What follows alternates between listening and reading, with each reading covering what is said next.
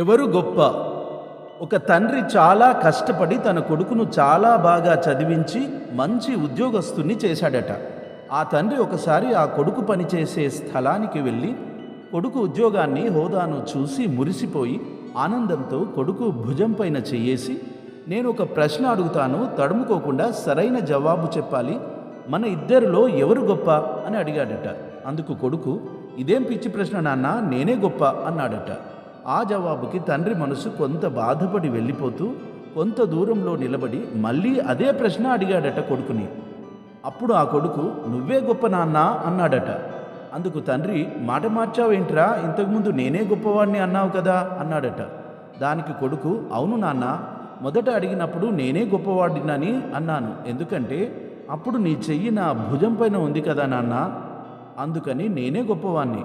ఇప్పుడు నీ చెయ్యి నా భుజం పైన లేదు కదా,